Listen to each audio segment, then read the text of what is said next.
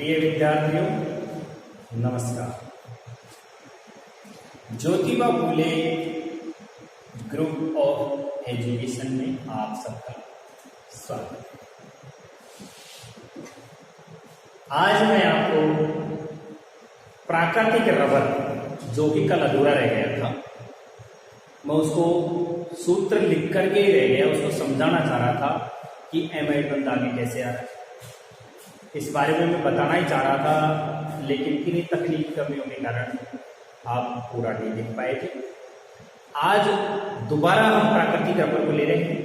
प्राकृतिक रबर, उसकी प्राप्ति, बनाना और उपयोग आदि लेकर के, और हम इसे आगे बढ़ा रहे हैं। सबसे पहले मैंने आपको बताया था कि प्राकृतिक रबर आइसोप्रीन का बहुलक होता है, जो एक वृक्ष के रबर चीर से प्राप्त होता है। इसे हम लेटेक्स का नाम भी देते हैं। और मैं कल आपको यही बता रहा था कि प्राकृतिक रबर एक वृक्ष से द्रव के रूप में प्राप्त होता है, जिसको हम क्या कहते हैं, रबर चीर मानी धूल या लेटेक्स कहते हैं। ये आइसोप्रीन का बहुलक होता है। और इसे किस प्रकार से बनाया जाता है, जिससे बहुलीकरण करते हैं, मैंने आपको बताया था, यहाँ लिखा था कि CH2 डबल बंद, CH सिंगल बंद, CH, और उसके पश्चात मैंने लिखा था CH2, यहाँ मैंने इसे लगा रखा था CH3, और ये दिए थे इसके N अणु दिए थे। और जैसे इसका बहुलीकरण किया था, बहुलीकरण जैसे ही बहुलीकरण किया, ये आइसोप्रीन है, ये आइसोप्रीन है। और इस आइसोप्रीन का जैसे बहुलीकरण किया, हम जानते हैं कि अभी तक हम देख रहे हैं कि कार्बन में 2 हाइड्रोजन जुड़े हुए, 2 बंधे लगे हुए, 4 हो गए। इसके देखें तो 2 और 1 3 और 1 4 हो गए। इस कार्बन को देख रहे हैं 1 2 3, 1 2 3 लगे हुए हैं इससे कार्बन, और एक हाइड्रोजन का जुड़ा हुआ है, तो 1 2 और 3 लगे हुए हैं। यहाँ देखिए तो 1 और 2 3 तो जैसे ही हम इसका बहुलीकरण करेंगे, ये बंध आगे हो जाएगा। ये बंध कहाँ आ जाएगा? आगे आ जाएगा। और ये जो बंध था, ये आगे चला जाएगा। और इसका जो बंध है, वो कहाँ चला जाएगा?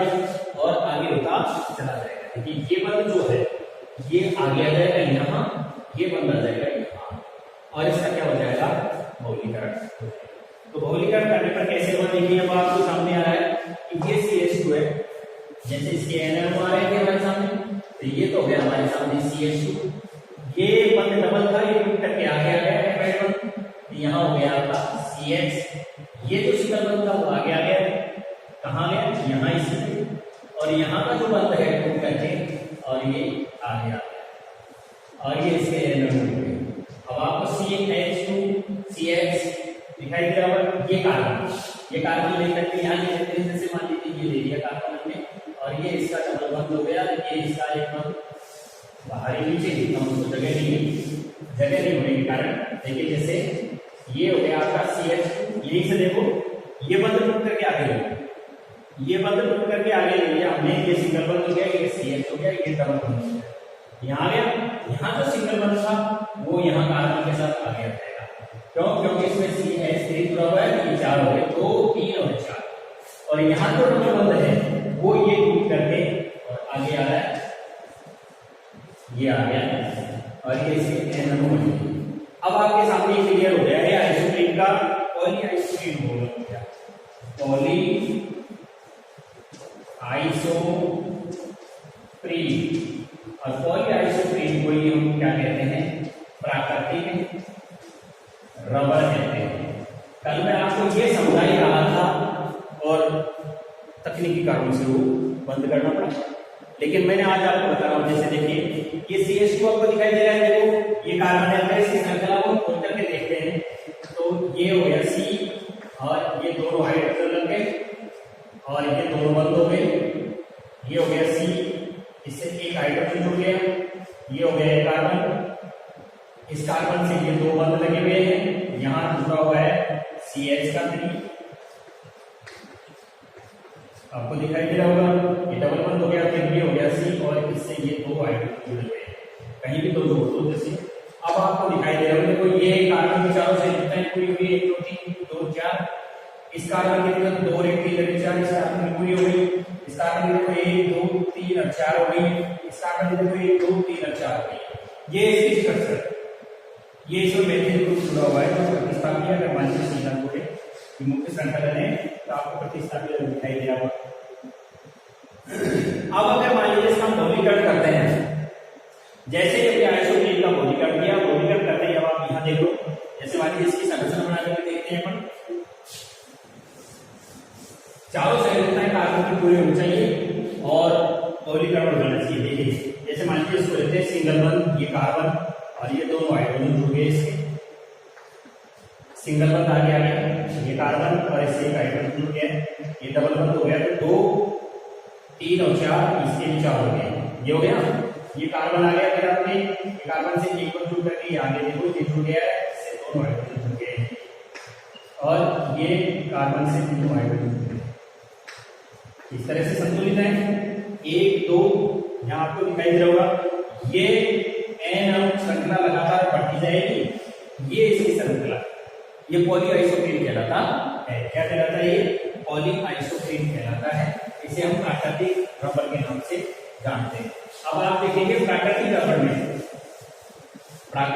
में क्या होता है इसके बारे में आप देखेंगे कि वृक्ष से जो रबर शीट प्राप्त होता है, वृक्ष से क्या प्राप्त होता है? Rubber sheet.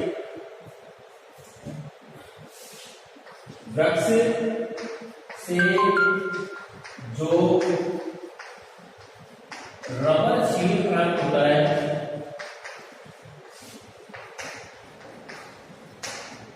जिसे हम क्या कहते हैं? लेटेक्स कहते हैं।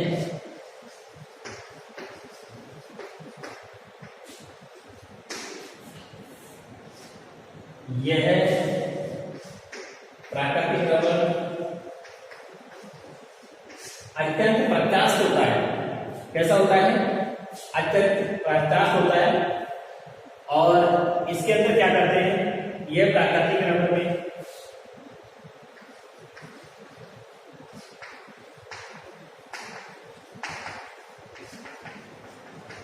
प्रत्यास्थ वाला तथा कम तनन क्षमता वाला होता है।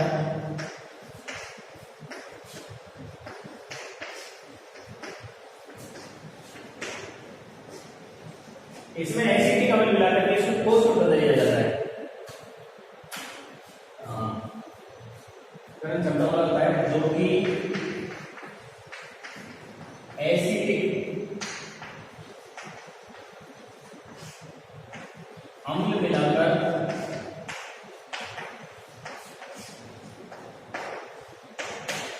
ठोस में बदला हुआ रूप है।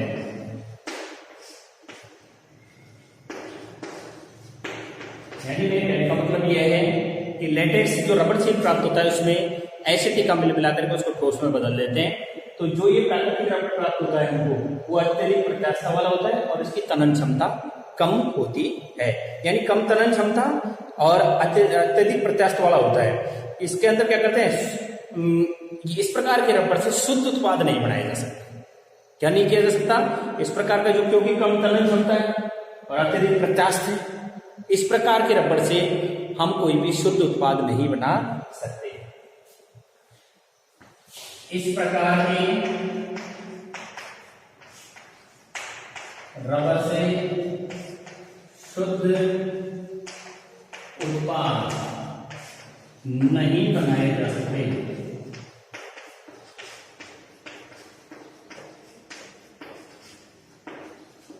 अतः क्या किया जाता है? इसमें क्या करते हैं? सल्फर मिला देते हैं। इसमें सल्फर मिला करके गर्म करने से अतः इसमें सल्फर मिलाकर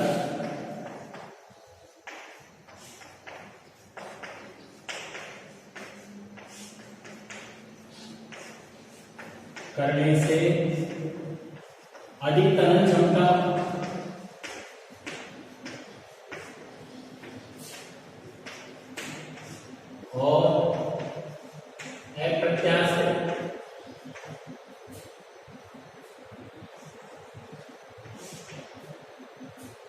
गुण वाला रबर प्राप्त किया जाता है।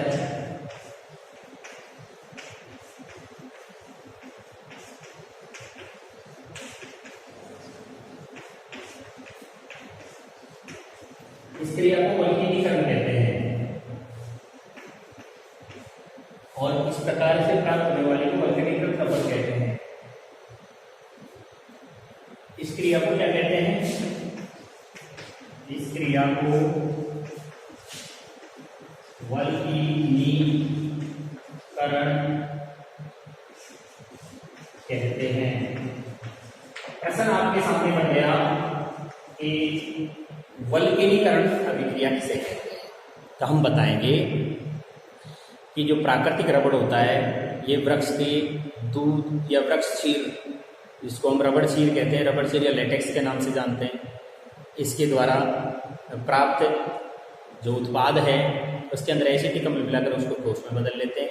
प्राकृतिक रबड़ तो प्राप्त हो गया, परंतु उस रबड़ में प्रत्यास्थता अधिक होती है और तनन क्षमता कम होती है।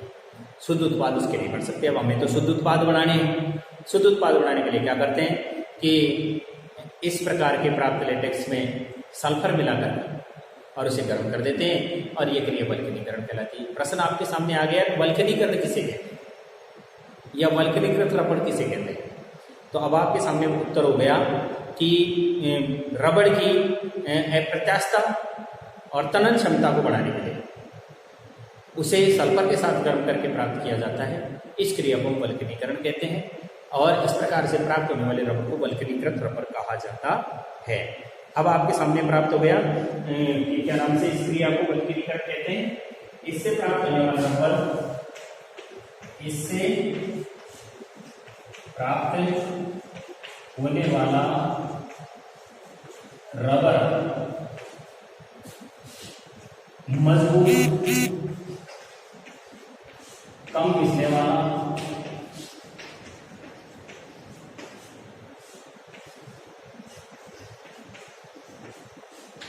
मजबूत होता है, कम घिसने वाला होता है और कठोर होता है, अप्रत्यास्थ प्रकार का होता है।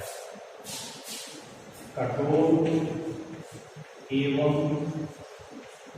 अप्रत्यास्थ गुण वाला होता है एवं अप्रत्यास्थ गुण वाला होता है।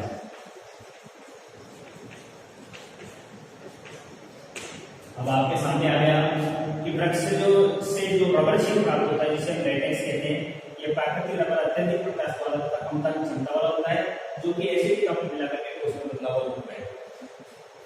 एसिटिक अम्ल को इसमें मिला करके ठोस रूप में प्राप्त कर लेते हैं, तो वो अधिक प्रत्यास्थ वाला और कम तनन क्षमता वाला रबड़ प्राप्त हो जाता है, जिससे शुद्ध उत्पाद नहीं बनाए जा सकते हैं। इसमें सल्फर मिला करके जब गर्म कर देते हैं तो उसकी तनन क्षमता बढ़ जाती है और एक प्रत्यास्थ गुण आ जाता है। इस प्रकार का प्राप्त किया हुआ रबड़ वल्कनीकृत रबड़ कहलाता है और इस क्रिया को वल्कनीकरण कहते हैं। यह रबड़ कम घिसने वाला, मजबूत, कठोर और अप्रत्यास्थ गुण रखने वाला होता है। अब आप इसके उपयोगों के बारे में लिख लीजिए कि क्या क्या काम में आता है। जैसे टायर बनाने के काम में आता है, मजबूत टायर जो ट्रक आदि लोडिंग वाहन होते हैं उनके बनाने के काम में आने वाली चीज है। अब आपको मैं संश्लेषित दोलक के बारे में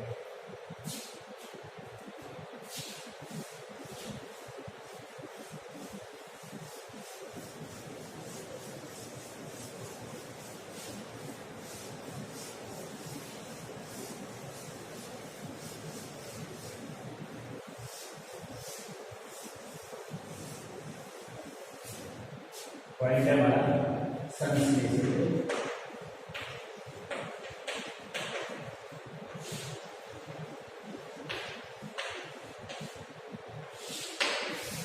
देखिए नंबर 2 इसको हम कह रहे हैं, पहले सबसे पहले इसकी परिभाषा है संश्लेषित बहुलक। देखिए ये मानव निर्मित है।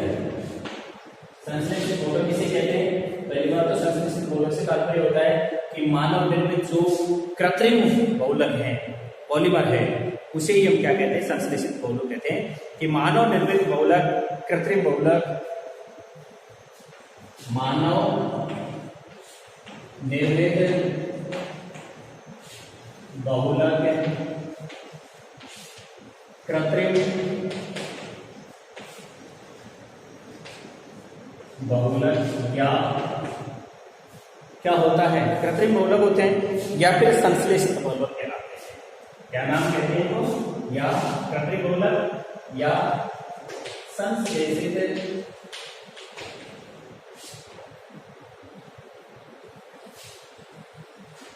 बहुलक कहलाते हैं। इन्हें किस नाम से जाना जाता है, मानव निर्मित बहुलक कहते हैं या संश्लेषित बहुलक कहते हैं।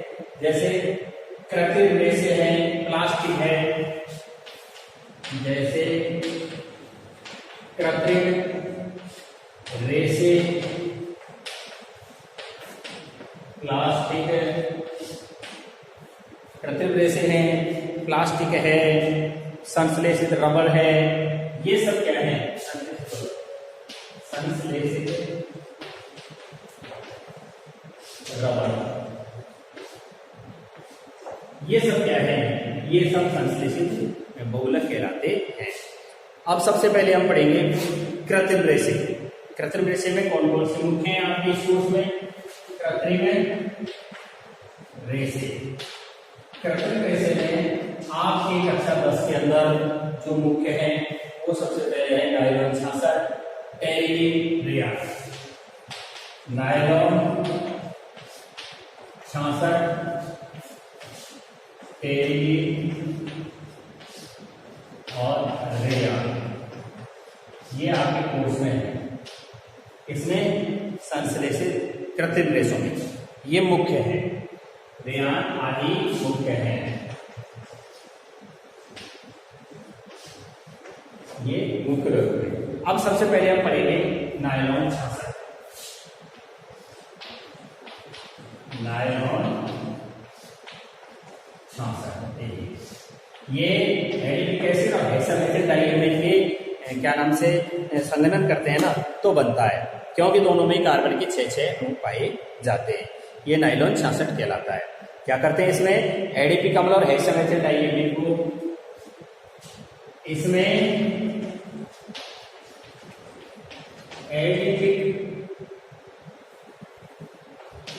एडिपिक अम्ल एवं हेक्सामेथिल डाइएमिन, हेक्सामेथिल डाइएमिन का संघनन कर जाते हैं।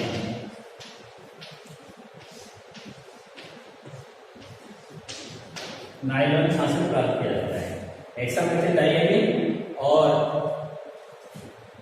एडिपिक अम्ल का संघनन करने के बाद नायलॉन 66 प्राप्त होता है, करके नायलॉन 66 प्राप्त किया जाता है।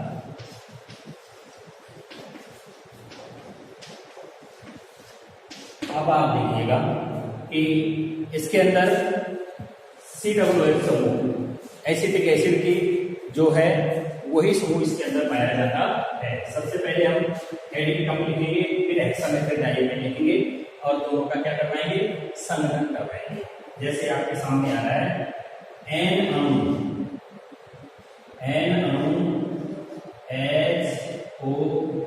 HOOC,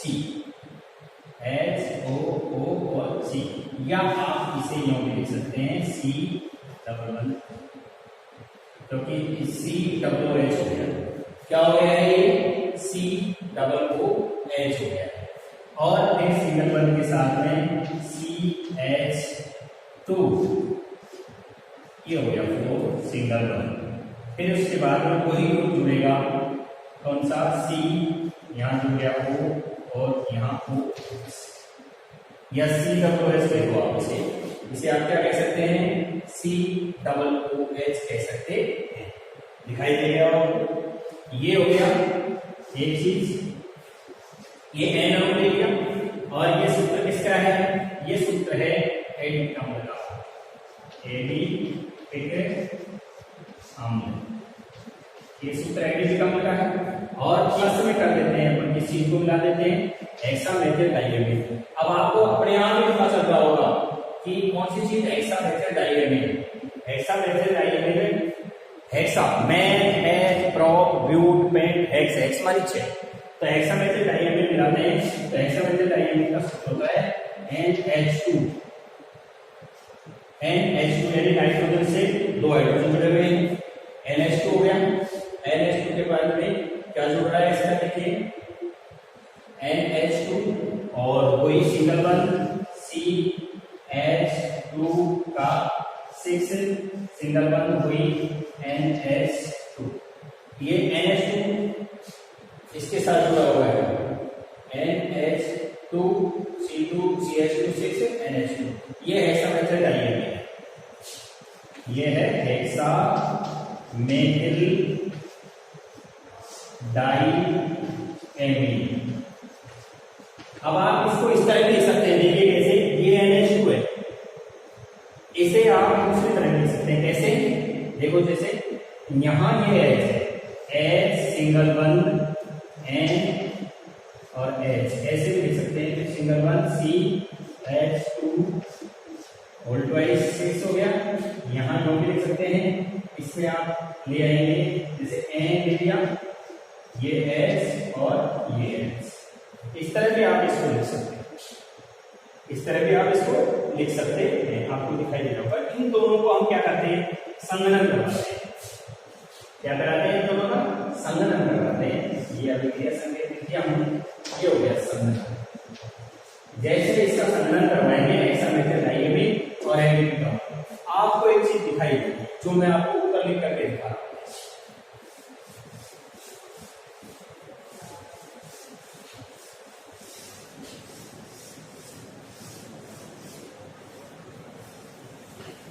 देखिए ये आपके सामने मैंने केवल सूत्र रख दिया है, अब आपको दिखाई दे रहा है ये एमाइड बंध दिखाई दे रहा है, ये क्योंकि हम जानते हैं नाइलॉन 66 के अंदर कौन सा बंध पाया जाता है, एमाइड बंध। अगर इस तरह से कार्बन ऑक्सीजन जुड़ा हुआ हो तो इस प्रकार के बंध को हम क्या कहते हैं, एमाइड बंध कहते हैं।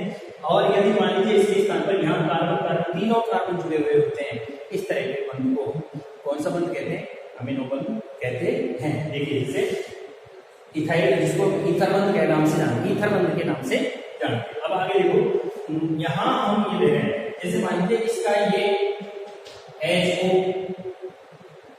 इसका तो ये H हो गया, और यहां जो ये लिखा हुआ है आपका, इसको मैं लिख दूं H N और ये H, ये लिखा हुआ है ऊपर, ये लिखा हुआ है, और इसका एक तो H हो गया, ये H आ गया। तो अब आपके सामने किसके अणु बन गए, H2 और O, तो N अणु H2 के बाहर आ गए, क्या आ गया है यहाँ, N अणु H2 के बाहर आ गए हैं। और आपके सामने अब क्या बच रहा है, यहाँ सिंगल बंध C, डबल बंध ऑक्सीजन, इसको हम एमाइड बंध कह रहे हैं, C वही CH2 का 4 हो गया, यहाँ सिंगल बंध वही C, डबल बंध O और ये सिंगल। अब जब यहां से HO आएगा तो ये भी आएगा, क्योंकि NO आएगा तो ये OH भी आएगा, ये भी आएगा, तो ये दोनों खत्म हो गए, ये और ये दोनों खत्म हो गए। और इसका कौन सी चीज खत्म हो गई, H खत्म हो गया, यहाँ पे क्या खत्म हो जाएगा, ये गैस खत्म हो जाएगा, इसका ये H है, जैसे मान लीजिए यहाँ ये H और ये H खत्म हो गया, क्योंकि NO है ना, इसलिए अब यहाँ तक हम बात आ गई हमारी। अब यहाँ जब ये दोनों खत्म हो गए तो हमारे सामने क्या बच गया, ये H खत्म, सिंगल बंध N, क्या बच गया, सिंगल बंध, ये हो गया NH लिख दो, चाहो तो NH लिख दो, सिंगल बंध CH2 का 6 सिंगल बंध वही NH, और ये टूटा हुआ जो बंध है वो आगे आ जाएगा, और ये N बाहर आएंगे, और N अणु किसके बाहर आ जाएंगे, H2 के बाहर से। ये हमारे सामने क्या बन करके तैयार हो गया है, ये हमारे सामने नायलॉन शासक बन करके तैयार हो गया, नायलॉन शासक। देखिए 6 कार्बन इसमें मौजूद है, और वही 4 और 2 6 कार्बन, यानी दोनों के अंदर 6 कार्बन होते हैं। एडिटिव 6 कार्बन हो गए, और हेक्सामेथाइल डाइएमिन के भी 4 कार्बन हो गए। इस तरह से मिलकर के हमारे सामने क्या हो गया है, एक तरह से नायलॉन शासक बनकर के तैयार हो गया। दोबारा देख लो, ये भाई ये और मोनोमर जुड़ा हुआ है, एक मोनोमर एक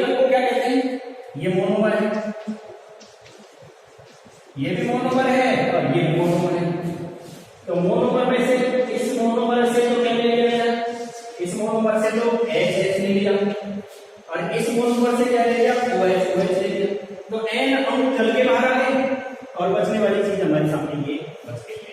हेक्सामेथाइल डाइअमीन है और ये एडिनोम है। दोबारा एक बार फिर समझना इसे, ऊपर वाली बनने वाली चीज को।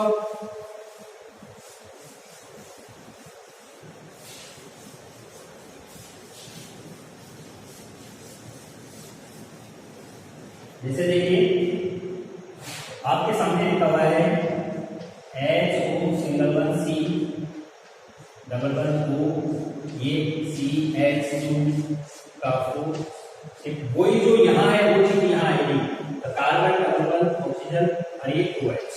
देखो यहाँ मैंने OH लिखा है, इन दोनों को आपस में जोड़ रहे हैं और उधर क्या आ रहा है हमारा, ये सूत्र आ रहा है, तो हमारा सूत्र आ रहा है NH और यहाँ भी H ले लो, सिंगल वन CH2 का 6 और ये हो गया NH और ये। अब जब हम दोनों का इनका क्या करते हैं, ये आपके सामने N अणु आ रहे हैं, इन दोनों का हम क्या करते हैं, संलग्न करवा रहे हैं। इन दोनों का संलग्न करा रहे हैं कि ये OH और ये OH, एक तो ये मिल गया, ये तो दोनों में, और इधर वाला ये X ले लो कोई सा भी, जैसे मान लीजिए हमने ये X ले लिया, ये X, इसका तो आगे जुड़ा हुआ था, यहाँ X और ये N और ये H ऐसे था, ये मान लीजिए ये X और इधर वाला ये X, ये दोनों ये कोई सा भी इन दोनों में समान लो, तो इन दोनों के H ने और इस OH ने मिलकर के क्या बना दिया, ये तो N अणु H2O के बाहर आ गए, बिल्कुल कितनी भी संख्या हो सकती है, तो N अणु H2O के बाहर आ गए। जब H2O के बाहर आ गए तो खत्म हो गया, और जब H2O खत्म हो गया तो हमारे सामने क्या आएगा, single one C double one O, single one CH2 का 4 आ गया वोल्टवाइज में, single one C double one O, ये बंद आ गया। अब ये OH तो खत्म हो गया, ये तो पूरी तरह से खत्म हो गया। अब क्या जुड़ेगा, यहाँ तक हमारे सामने क्या था, NH था, तो सिंगल वन NH आ गया, सिंगल वन के साथ में CH2 6 है, CH2 6 हो गया, और ये सिंगल वन के साथ ये कैसे NH हो गया। अब ये छुट्टी हुई संख्या आगे तक जा रही है, क्योंकि एक लग है, ये आगे एक लग जुड़ते चले जाएंगे। जब एक लग कई बार जुड़ जाते हैं तो पॉलीमरेशन हो जाता है, बहुलीकरण हो जाता है, और एक उसको क्या कहते हैं, पॉलीमर कहते हैं। एक लग आपस में जब जुड़ जाते हैं तो किसका निर्माण करते हैं, बहुलक का निर्माण करते हैं, और ये बहुलीकरण कहलाता है। ठीक है, ये आपका नाइलॉन 66 हो गया है। अब इसके आप उपयोग ले लीजिए। एक चीज और ध्यान रखेंगे कि हमेशा नाइलॉन 66 के अंदर एमाइड बंध पाया जाता है।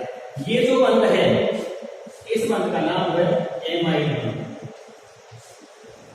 कौन सा बंध है ये, एमाइड बंध। इसको एमाइड बंध कहते हैं, एमाइड बंध है, ये भी एमाइड बंध है। इस बंध का नाम क्या है, एमाइड बंध। अब आप इसके उपयोग लिख लीजिए।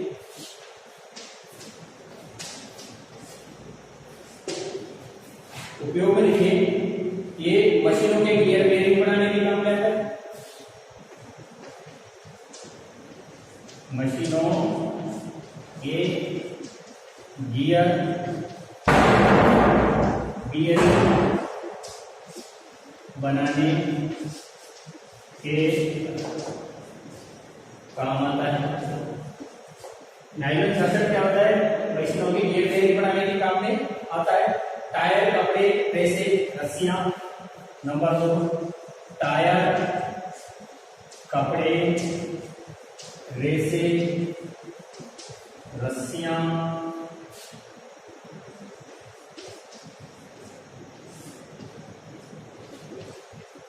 टायर बनाने के लिए, कपड़े बनाने के लिए, रेसे बनाने के लिए, रस्सियां बनाने के काम में, ब्रश आदि बनाने के काम में आता है।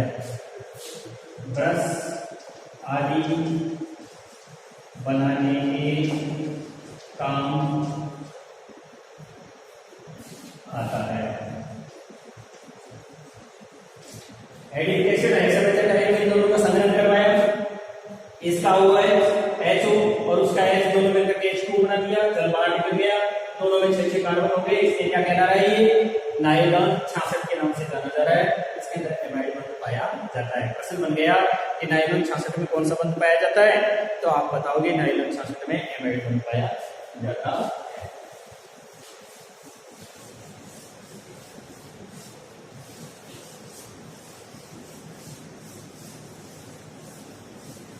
अब आपके सामने दूसरा है, दूसरे में है आपका टेरिलीन।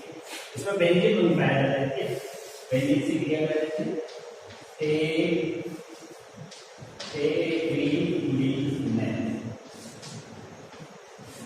टेरिलीन में लिखेंगे कि यह एथिलीन ग्लाइकोल, यह है एथिलीन ग्लाइकोल तथा इसको हम टर्फेनिक अम्ल के नाम से जानते हैं। किस नाम से जानते हैं? टर्फेनिक अम्ल के नाम से जानते हैं। टर्फेनिक अम्ल के संघनन से हमारे सामने क्या प्राप्त होता है? टेरिलीन प्राप्त होता है। टेरिलीन प्राप्त होता है। इसे हम डेटोन के नाम से जानते हैं। इसे डेटोन के नाम से भी जानते हैं। टेरिलीन को किस नाम से भी जानते हैं?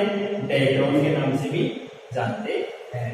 अब आप इसमें सबसे पहले तो आप लिखेंगे टर्फेनिक अम्ल का सूत्र लगाओ, वही लगाओगे जैसे NaOC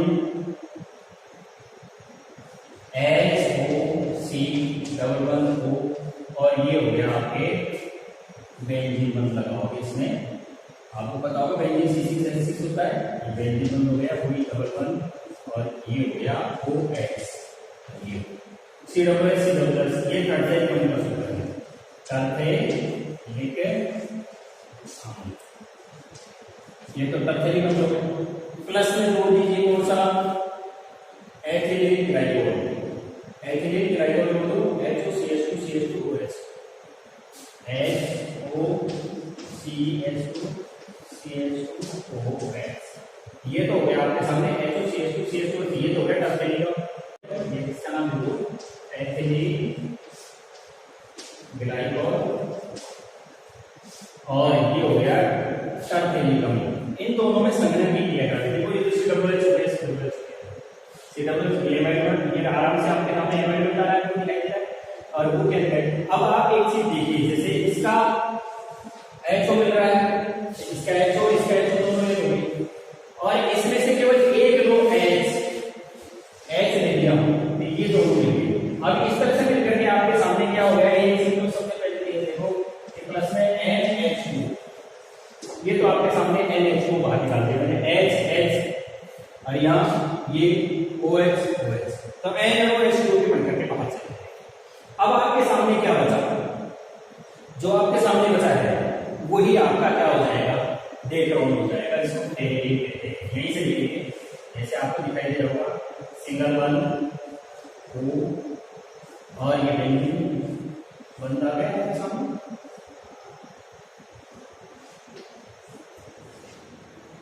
क्या बच गया? C++O सिंगल बंध, ये सिंगल बंध हो गया। यहाँ क्या आएगा? O आएगा, ये तो हो गया, और ये हो गया CH2 सिंगल बंध, ये CH2, और ये फिर क्या हो गया? O, और O से फिर कोई बंध आगे मिलता चला जाएगा, और ये NO हो गया। अब आपके सामने स्पष्ट रूप से आ गया होगा, देखिए कि सिंगल बंध, ऑक्सीजन, डबल बंध, बेंजीन, C, ऑक्सीजन, फिर ऑक्सीजन, CH2 सिंगल बंध, CH2 ऑक्सीजन जोड़ती हुई NO। ये आपके सामने पॉली एथिलीन टेरेथिलीन बहुलक प्राप्त हो गया है। इसको क्या कहते हैं? पॉली एथिलीन टेरेथिलीन,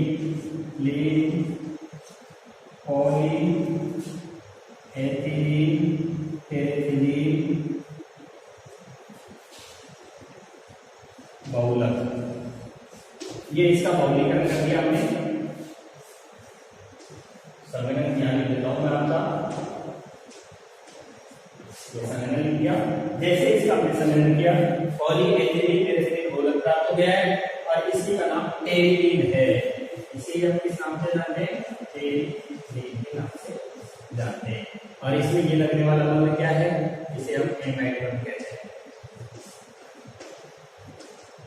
ये कौन, फिर देख लो ये HOOH हो गया, ये दोनों इसका एक H आ गया, तो H लिखते ही हमारे सामने क्या शेष बच गया है, यहाँ OCH2 सिंगल बंध CH2O, तो O सिंगल बंध CH2 सिंगल बंध CH2O।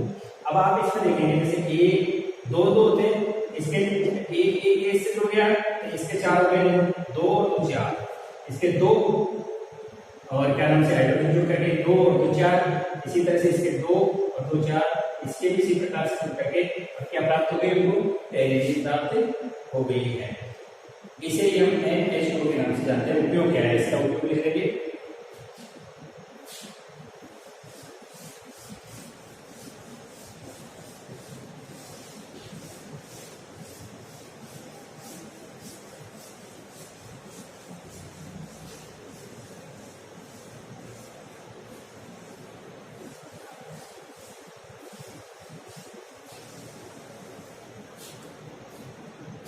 उपयोग में लिखो कि ये कपड़ों की नाव के बाद कपड़े, नाव के बाद बैग, चुंबक। उपयोग में कपड़े, नाव की पात, बैग,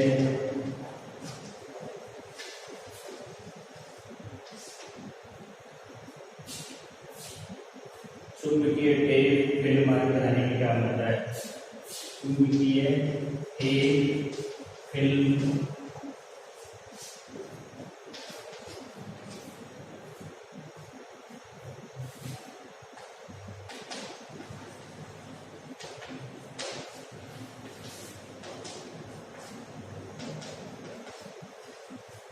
नावों के पान से तात्पर्य यह है, चुंबकीय टेप जो होती है फिल्म में, मतलब रील होती है जो बनाते हैं, वो भी इसी क्या नाम से टेरिलिन की बनी हुई होती है।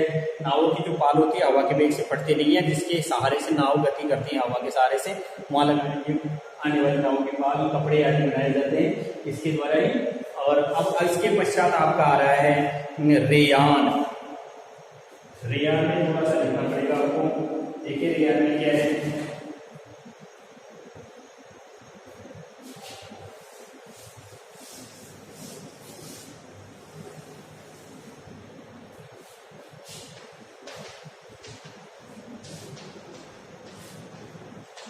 रेयान के अंदर क्या होता है कि ये कागज को सोडियम हाइड्रोक्साइड के विलयन में भिगो दिया जाता है। कागज को सोडियम हाइड्रोक्साइड के विलयन में भिगो दिया जाता है। कागज का मतलब होता है सेल्यूलोज,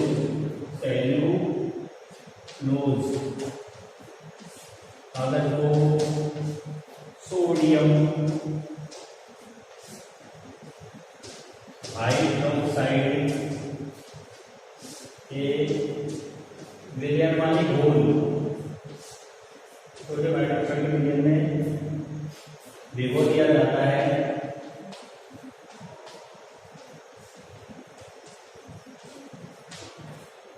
सोडियम हाइड्रोक्साइड के विलयन में क्या कर दिया जाता है, भिगो दिया जाता है, और साफ करके इसे कार्बन डाइसल्फाइड में तथा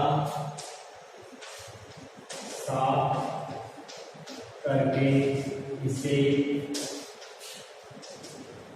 कार्बन डाइसल्फाइड इसमें डालते हैं। साफ करके इसे कार्बन डाइसल्फाइड का मतलब होता है CH2, ब्रैकेट में लिख देता हूं नहीं, CH2। कार्बन डाइसल्फाइड में घोलकर सेलुलोज का विलयन प्राप्त किया जाता है।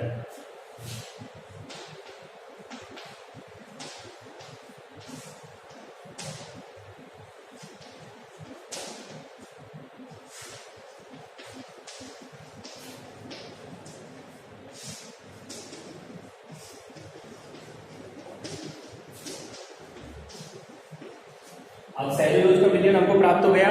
इस सेल्यूलोज के विलयन को क्या करते हैं, विलयन को महीन छिद्रों में से प्रवाहित करके आप इस मोल को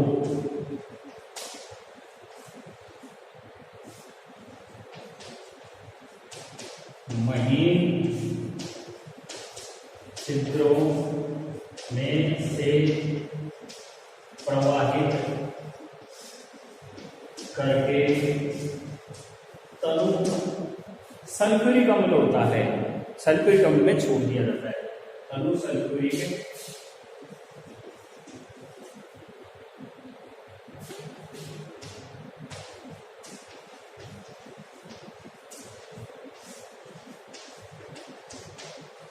डाल दिया जाता है। तनु सल्फ्यूरिक अम्ल के घोल में से क्या कर देते हैं, डाल देते हैं। जैसे ही तनु सल्फ्यूरिक अम्ल के घोल में से डाल देते हैं, तनु सल्फ्यूरिक अम्ल के घोल में डालते हैं, क्या होता है, रेयान के महीन चमकदार रेशे बदलते हैं, जिससे रेयान के महीन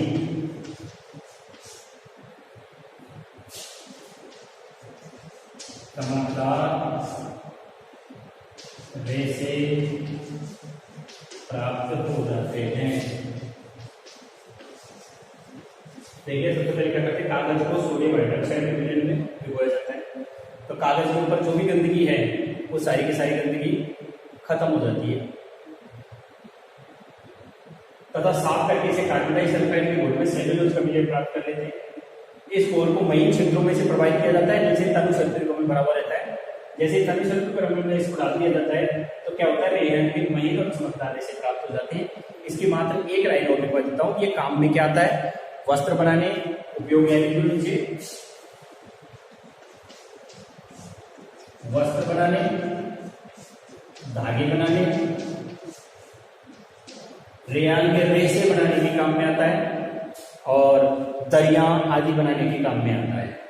वस्त्र, धागे, दरिया आदि बनाने के काम आता है।